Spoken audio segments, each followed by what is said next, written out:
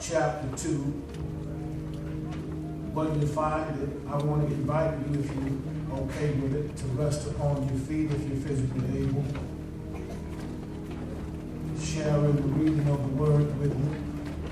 I want to pray first and ask God's blessings upon us. And after we pray, I'd like to read the sacred sentiments of the text, to hear what God has to say. And then after that, I'll invite you to gain a sermonic thought with a neighbor. Heads are bowed. O Lord, our Lord, how excellent is thy name in all the earth. Yeah. All right. When we think thoughts of you, our hearts burn within us to know that a God like you would love a people like us. I pray even now, God, for the forgiveness of human error. I am always cautious and careful with sin. For if you cared enough to die for it, I care enough about it to stay away from it as best I can. All right. So God, fill me with your presence. Yes, sir. Take my human faculties and treat them like you would a puppet on a string. You be the master.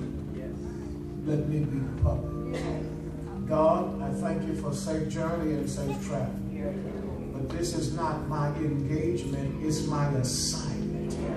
So God, strengthen me for the task that lies ahead. Lord, oh, just one other thing, anoint me for this moment, afresh and anew. In the name of he who lives and died and will never die again, I ask you. In the name of Jesus, amen. Acts chapter 2, church, just 3 verses of reading I want to lift before us tonight. Reading from the King James Version, and it reads on this wise. And when the day of Pentecost was fully come, they were all with one accord in one place. And suddenly there came a sound from heaven as of a rushing mighty wind, and it filled all the house where they were sitting. And there appeared unto them cloven tongues like as of fire, and it sat upon each of them. That's enough for tonight. Say amen for the reading. Grab a neighbor by the hand. Hopefully somebody you love and you like. Sit down for you to grab a bone. Grab somebody that you love and you like. If you don't know them now, you don't get a chance to meet them. Because it don't make no sense to sit on top of each other without meeting them. Look at them and just say, neighbor, I'm glad to be in church. Preaching each your prayers. All of you, amen. Tonight's sermon subject. Excuse me, but have you seen the ghosts? Amen. You see the grass withers, the flower fades. The word of our God shall last and stand forever. Excuse me, have you seen the ghosts? Church, whenever we ascribe human attributes to the theistic personality of God, that process of thinking has a term that defines it. Anytime we say things like the hand of God, the eye of God, the voice of God, anytime we ascribe a human attribute to the very person of God, that is what you call an anthropopathism. Anytime we say that God's hand touched me, God is a spirit. They that worship him must worship him in spirit and in truth. So it's not really his hand, it's a feeling that you have that says, I know it had to be God.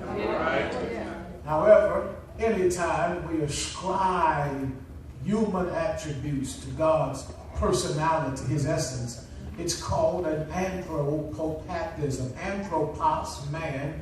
Popathism, description. It's man described. It's because it's the only way we know how to describe it. If you've never had gumbo, you'd have to tell somebody it tastes like gumbo. It's the only thing you have to describe it with. If that's true, Dr. Bachus, while preaching the San Antonio citywide revival this year, while waiting on my ride to pick me up from the hotel, I had an anthropopathistic encounter. Listen to me carefully. Here is how the story goes. I'm downstairs. It's the second night of the San Antonio citywide revival. They put me in the Menger Hotel. It's a old Gothic, beautiful hotel, full with wooden structures, probably carved over a century ago. It's right across the street from the Alamo. Menger Hotel has its beautiful historicity downtown San Antonio, Texas. I'm downstairs, Dr. Bachus. I got my change of clothes, my black suit, my black Bible, my black baseball cap, my black towel to wipe my black face with. And so I'm ready to go to church. When all of a sudden, an 11-year-old white kid comes running through the foyer of the Menger Hotel, disturbing the peace of everybody that he could touch in the foyer. With a great enthusiasm and excitement, he's touching people, asking them, have you seen the ghost? I'm looking for the ghost. Has anybody saw the ghost? And so I'm thinking, ghosts? What is this boy talking about? After he runs past me, I reach into my back pocket, pull out my trusty iPhone 6, go to my Google search engine, and Google Menger Hotel, and it blows my mind. You all listen carefully so you'll know if you want to stay there or not.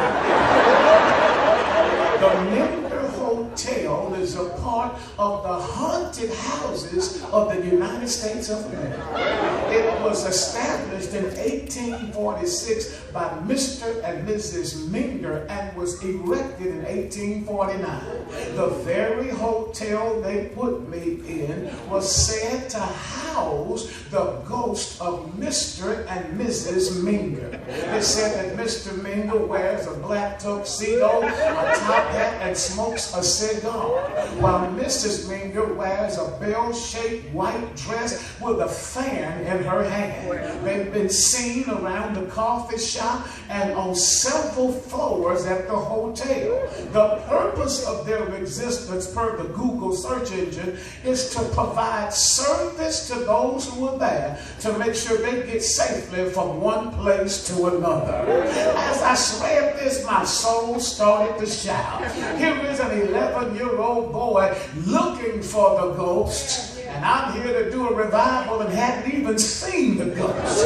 You see, while he was looking for what was haunted, I was there and should have been looking for what is holy. You see, here is the real truth of the matter.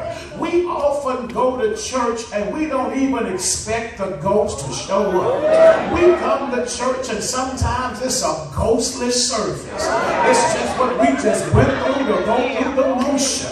But I want to argue tonight that if you really don't have revival, you got to have the ghost show up.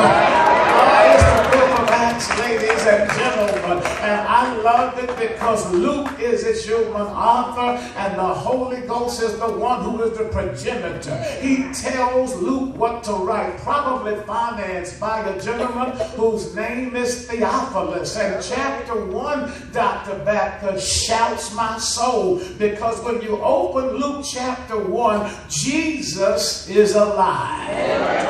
Hold on, listen to me. Don't just run past that. In Acts chapter 1, Jesus is alive. I'm going to say it one more time while I got the mic. By the time you open it to Acts chapter number 1, the holes are still in his hands, but he is alive. I don't know how y'all feel about that, Zion, but I'm glad I don't serve a dead, defunct, deceased, fallen God. He is alive.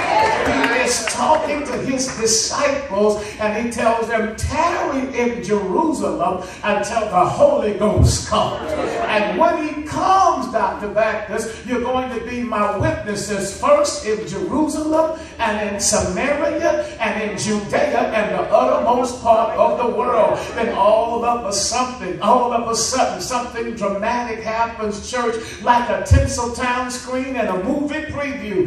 Jesus is surrounded by a cloud and takes an elevator ride all the way back to heaven, sits down next to his Father, only to hear his daddy say, son, well done. Angels show up on the scene and tell the disciples, what you looking for? This same Jesus you just saw go into heaven is one day coming back, just like you just saw him leave. They go into the city and they do what Baptist people are infamous for. They have a church meeting without the ghost being there. Ain't no ghost present, but they decide to replace Judas with Matthias. Here's what's interesting. We ain't never heard nothing about Matt from this day forward. But by the time they get to Acts chapter 2, on the day of Pentecost, something dramatic happens on the inaugural day of the Lord's church. The Holy Ghost shows up in grand fashion on 124 who were waiting for the Ghost to show up. Here is my contention tonight, church. If the church started with the Ghost, we're going to need the Ghost to keep us going. And Paul to say parenthetically that many of us are afraid of the Holy Ghost because we have misconceptions about the person of the Holy Ghost. Please hear this as I do my best to teach. The Holy Ghost is not an it. He's a he. He is co-equal, co-existent, and co-eternal with God the Father and God the Son. The Holy Ghost was there on the day of creation. The Holy Ghost was there the day God put Adam to sleep in the garden, took one rib and made himself a woman. The Holy Ghost was there with Shadrach, Meshach, and Abednego in the fiery furnace. The Holy Ghost was there when Moses crossed the Red Sea. The Holy Ghost was what made Jeremiah say, it's like fire shut up in my bones. And if you study the Bible well, you will learn that the Holy Ghost seals us once and for all, but fills us every single day. That's why any believer can run low on the Holy Ghost. None of us stay full of the Ghost all the time. In fact, some of us came in needing a refill of the Ghost on tonight. It's all right, because if he just passes by, your cup will run over. On the day of Pentecost, ladies and gentlemen, the Ghost showed up, and his earthly ministry has given us a dispensation called grace that ought to make us shout until we meet the Lord Jesus Christ. I can't speak for y'all, but I thank God for the Ghost. I couldn't make it without the Holy Ghost. He lifts my bowed down head. He helps me when I can't make it. He preaches for me when I don't have a sermon on my bosom. I thank God for the Holy Ghost because he helps me worship. He convicts me of what's wrong. He confirms what's right, and he helps me live for the Lord every single day. I thank God for the Holy Ghost. The problem with many of us is we are now a part of churches where people church shop and church hop, and they pick at churches for all the wrong reasons. You talking about what kind of cufflinks that Negro got on? That don't matter. What you ought to show up and ask yourself is the Ghost here? Who wants a ghostless church? And then we got preachers who are doing nothing more than entertaining congregations. And by the time they get through shouting, I got one question. Was the Ghost there? Because if the Ghost showed up, crackheads become Christians and messed up people get their lives together. And I got to tell you, in every church, there is a ghostless section. They don't want no ghost. They are trying to find no ghost. And if you look like you got a little Holy Ghost, I'm going to ask you to sit somewhere else. That's why you want to ask them, did you have a little ghost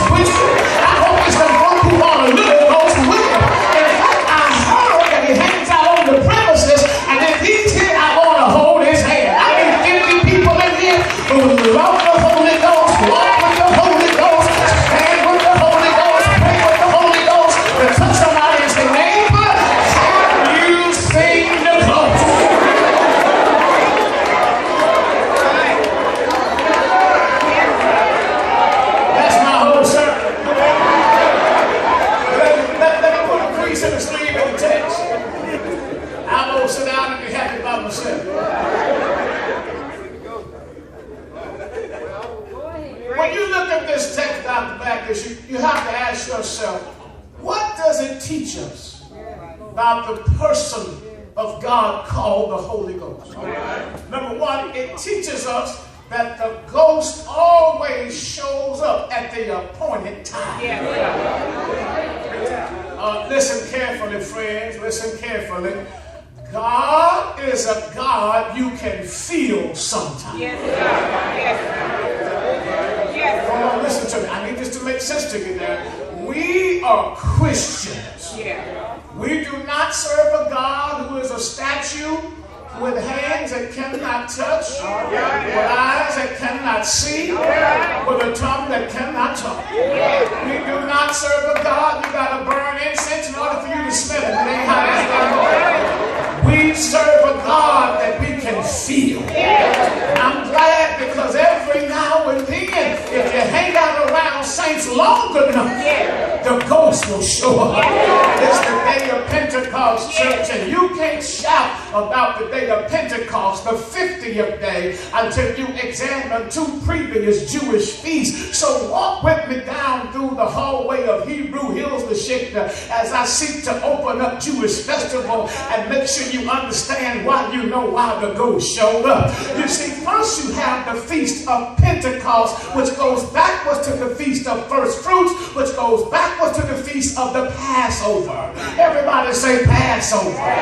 According to Exodus chapter number 12, God tells Moses, Moses, I've hardened Pharaoh's heart 9 times, but this time that joker gonna let the people go. And I got a strategy and a plan that's gonna keep all of Israel while all the firstborn in Egypt dies. He says, Moses, tell everybody and every family, get a lamb. Make sure the lamb is of the first year. Make sure it's a male lamb. I want you to take the lamb and roast him over an open fire. He said, Moses, don't eat him raw and don't boil him. I want you to roast him. The reason for it, Dr. Bachus, is that they thought it was easy to turn him over a fire. But really it was so that they could have a lamb with a long splint down his back and a short splint across his shoulders. You see, they had a lamb on the cross the whole doggone time. He then says, I want you to take the blood of the lamb, put it in a basin, take the ceremonial bush of a hyssop and put it over the doorpost and the side post. And when I come through Egypt that night, when I see the blood, I will, oh God, help me tonight. Can I just pause parenthetically and be Baptist for a second? The blood still works. Hear what I just said?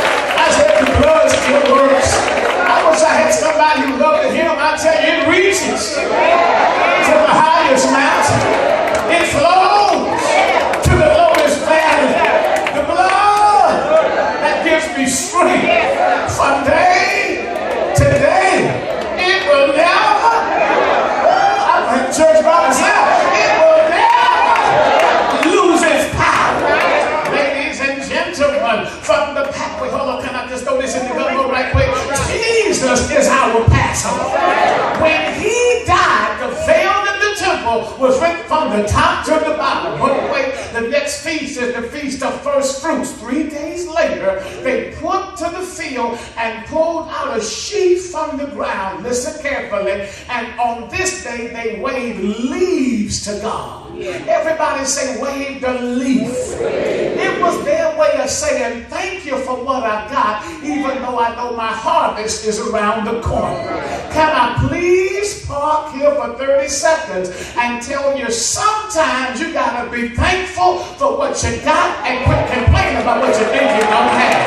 Hold on, can we just practice right quick? If you're thankful for what you got, at least you ought to wave your hand. If you can't shout, if you can't do nothing else, you ought to at least have a wave. But wait, 49 days later, 49 days is what's called the Feast of Weeks. 7 weeks, each week is 7 days, 7 times 7 is 49. On the 50th day came Pentecost. And this time, Dr. Bachus, they did not wave leaves at God, they waved loaves. All right.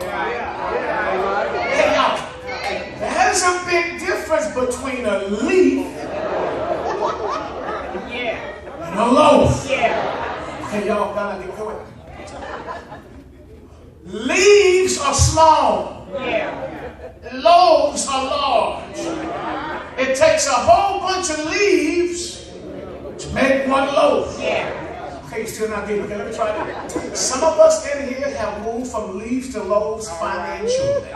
You know what a syrup sandwich tastes like. You know what sugar water tastes like. You know what eggs and rice taste like. You know what sugar and rice taste like. Mixed with butter and a hot bowl. Some of y'all know what couscous tastes like. Some of y'all have been so broke you couldn't hardly pay no rent at all. But now God has blessed you. You have gone from homemade to tailor-made. Say you know what it's like to go from leaves to loaves. You know what it's like to go from a ceiling fan to AC and heat. You know what it's like to go from no wood grain to a car with wood grain and air conditioning. You know what it's like to go from being broke to have a nickel or two to rub together. Who am I talking to? If you have been from leaves to loaves financially, you ought to be my amen corner for the rest of this doggone sermon. In fact, bother somebody next to you and tell them, you seeing me now, but I ain't always been where I am right now. I had some leaves in my life. The issue is portion, ladies and gentlemen. When the Old Testament came, the Holy Spirit rested upon believers, and if they sinned, he left. But in the New Testament, here is your first official shout of the night. He doesn't rest on us. He lives in us, and he's never leaving us. Oh, I don't know how y'all feel about it. But some people leave you when you're down, dump you when you're broke, kick you when you're sin. But I got to shout for you tonight. God says, I'm with you through thick and thin. When you're up, I'm there. When you're down, I'm there. When you're hurt, I'm there. When you're sick, I'm there. All I want you to do is want more of me and less of you. This is for people who can say, I love the ghost. Go and lift your hands right quick and tell God, I want more of you. I want more of your peace. I want more of your person. I want more of your power. And for those who run a little low, you ought to tell him, feel me until I want no more. Born Baptist, Red Baptist, Red Baptist, I'm going to die Baptist. All right. But things are different in the postmodern church. Yeah. Nowadays, Baptist churches, especially like mine, have service in an hour and 20 minutes. Wow. That's why I can do 3 of them because they ain't going to last long. Boom, boom, boom, boom, boom. Get out of there. But that's not how our ancestors had church. Some of y'all was raised in the church. Yeah. You know, Sunday school started 9:30. Yeah. Morning worship, 11 o'clock. They're going to run a little late by 11:15. It's going to last till 2 doggone o'clock. They're going to fry some fish because you got a 3 o'clock service. They're going to get that to 3:30 and then they're going to do the welcome. When they get through doing the welcome, somebody's going to give a response. You got to tell them, we accept this welcome in the same spirit.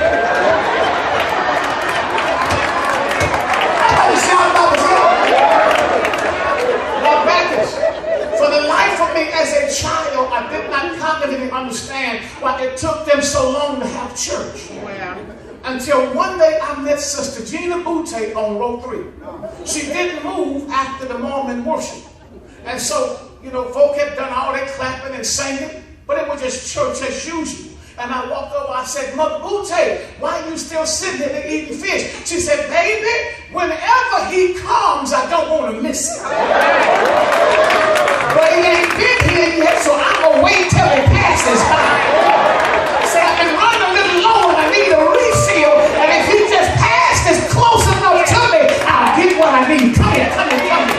I think there are some people who ought to be waiting on the ghost just to show up. Because whenever he does, all he needs to do is just pass by. Number 2, not only does he come at the appointed time, hold on, here's something else we learned about the ghost. He changes the atmosphere. Listen carefully. Now Bachus, this little boy said, I hope the ghost didn't leave. He's the main attraction here. You know what it hit me when he said that? I wake up a ride. It hit me.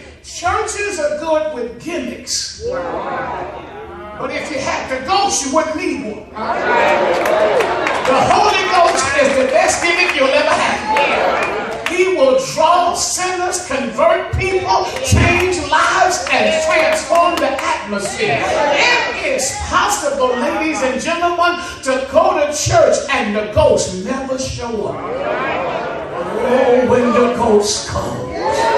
Children can't cry no more. Babies get to talk about amen. The usher who went to fan the slipper to get happy gets happy watching fan because the Ghost is all over.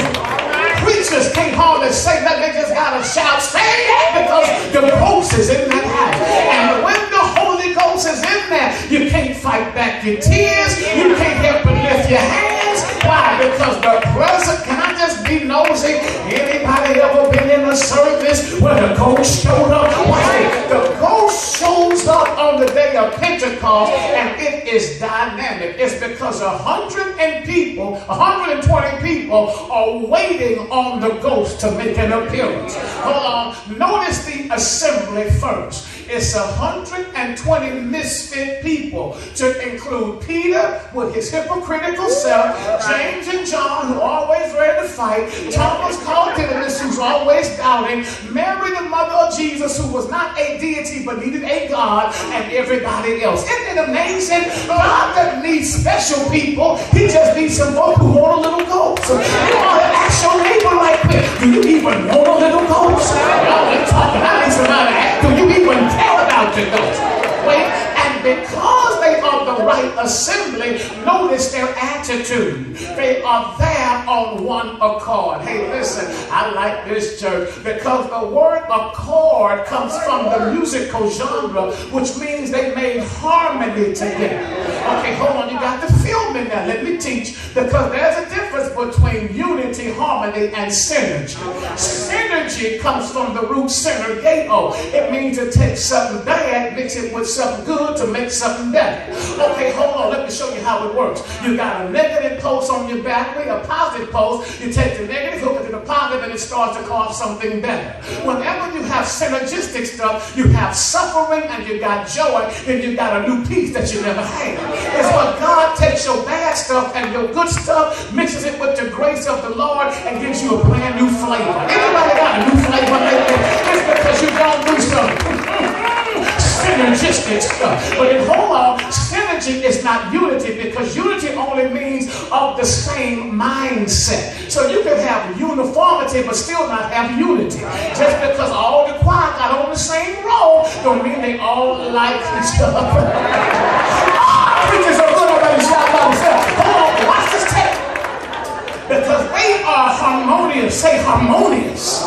And the text here says to us they are on one accord. They have one harmony. Now here is the beautiful thing about harmony. If you know anything about music, E flat is not trying to be B flat. B flat don't care about being F, and F is not G. They are so different that it just makes your mind wonder. They're so busy being who they are, they can't be nobody else. But when you strike them together, they complement each other. It kind of reminds me of the church of God. Hey, you old folk, you need these young folk. Quit running away from church, because your stuff is getting older, the light is going out, and you got the pastor talk to somebody. Hey, you young folks, sit down and shut up. Learn what these old folk got, because you're going to need some what they got before they leave. Hey, you rich folk, we need these poor folk. They help us shout, y'all bullshit. Hey, you poor folk, go ahead and shout while you got a chance, because ain't nobody like Jesus keeping you. And when you put your E flat and your B flat together,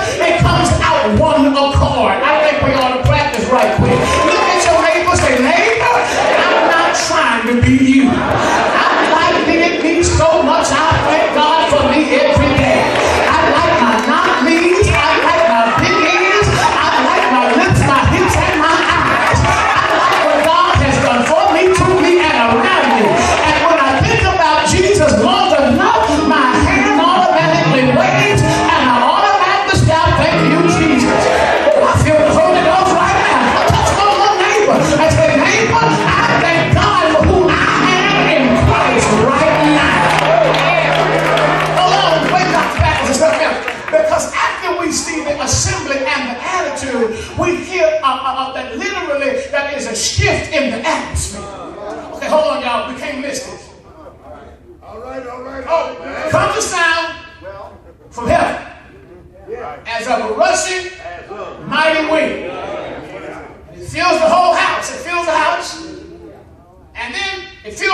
people.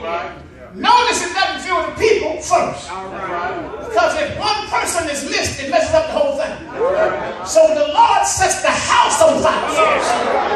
And then from the house to the people. And we know there is a fire because the text says that cloven tongues as a fire. Hold on, feel me. Rested upon not some of them, not many of them, not the majority of them. Somebody say all of them. Okay, so feel me right here. If church started with a fire. All right. Hold on, I just need you to think about this cognitively, right? God is a consuming fire. In the Bible, there is more references to God and fire than anything else. In hell, there is fire. When time is no more, the earth will be restored by fire. Who was it? I think it was Elijah on Mount Carmel. He said, hey, show them what you're working with. And fire fell from him. And when the church gets started, fire shows up. Hold on, I need y'all to think about this. If church started with a fire, who put it out? It is possible to go to church and never see a fire. Saints show up and ain't got no fire at all. And then come in and want your preacher to be on fire while they sit there with wet wood smoking with lust to life. I got news for you. You should have come in with your own fire. But here's the problem, Dr. Bachus. In every service, there are some folk who are ghostbusters. They got a fire extinguisher in their purse right now. And if it even look like it's about to be a fire, they're about to water that joker down. They don't just say, I don't want no fire. They give you the Baptist look that says, we don't do that over here. Every time there is a firefighter, there's always a fire investigator. They don't come to start one. They don't come to put none out. They just want to tell us where it started and where it went to. She shouted first and he got happy. Can I just tell you this? If you ain't going to help us make a fire, find somewhere else to investigate. But there was some people, maybe 1 out of 10, who woke up with your mind stayed on Jesus. And you came to start a fire. You got to think you in your bosom you can't hold.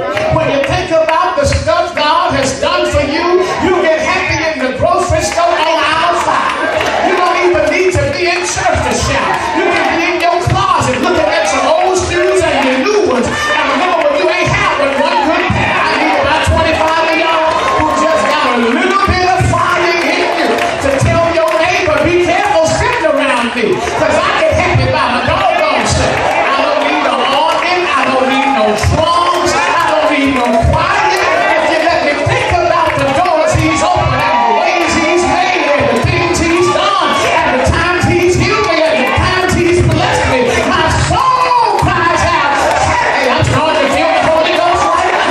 If you're here and you love the Lord, you ought to tell your neighbor, I came for the Holy Ghost. I shout with the Holy Ghost. I praise the Lord for the Holy Ghost. Yes, sir.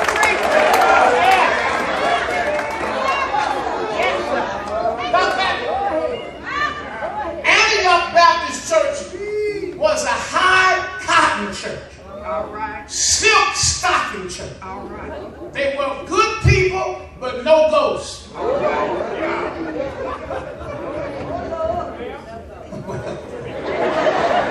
I'm trying to get through. Let me close this mouth because I do something. Hey, listen. Good people, no ghosts. All right. One Sunday, one of my mothers got happy. She scared the devil out of it. See, after you preach to wet logs long enough, you expect them to be wet. I got to the middle of that sermon about I was young, but now I'm old. All right. I've never seen the righteous forsaken, nor his seed. When I got to that bag and bread, Dr. Bachus murdered himself and said, "Wow!" Everybody stopped and looked. I said, oh my God, the ghost done showed up. Can I tell you a secret? What sense does it make to go to the mall and leave empty-handed? What sense does it make to to go to a seafood restaurant and eat without a toothpick in your mouth? What sense does it make to go to the golf course and not at least try to hit with a driver? What sense does it make to go to church and not experience the Holy Ghost? The only way to experience the Ghost is like this. Wherever there are 2 or 3 gathered together in my name, the Ghost shows up. 1, 2, 3. There's a whole bunch of threes in here. If you came for the Ghost, lean over and grab somebody and tell them, I can't make it without the Ghost. I need the Ghost. And some of y'all with a little Ghost ought to tell somebody, I brought some Ghost with me. Lift your hands in this house and bless the name of our God. I'm done. He is. He shows up at the appointed time. He changes the atmosphere. Watch this. When the Ghost shows up, he authenticates miraculous activity. Hey, ladies and gentlemen, it is just of late that we stop believing in miracles. Listen to me carefully. God is still a miracle worker. Did you hear what I just said? God still changes lives. God still takes alcoholics and makes deacons out of them. God still takes people with a messed up background, picks them up and turns them around and plants them on solid ground. But you're not going to get that with a hymn. You got to have some ghost in it. Ladies and gentlemen, the miracle of the day of Pentecost is that these 120 people spoke in other tongues. Okay, hold on, newsflash, footnote, and parenthetical reference. Our charismatic friends have messed this up. And they got some of y'all trying to talk in tongues, unknown tongues. Listen to me. It makes no sense to try to talk in an unknown tongue. Don't ever forget I'm going to teach you this, and here is why. What tongue can God not understand? If you say, God, I need you, he got you covered. If you just go, he can interpret that. And if you just shut up and be still, he can read your mind. Please understand, y'all. I don't need an unknown tongue. I got a known one. Father, I stretch my hands to thee. But when they were on the day of Pentecost, they were speaking the gospel to 16 different nations without ever having taken a class. What they heard that day was this. They hung him high. They stretched him wide. They dropped him low. And for me, he died. But 3 days later, he got up with all power in the hammer of his hand. And because he has risen from the dead, he is Lord of lords, King of kings, and Christ of Calvary. I like to shout out myself.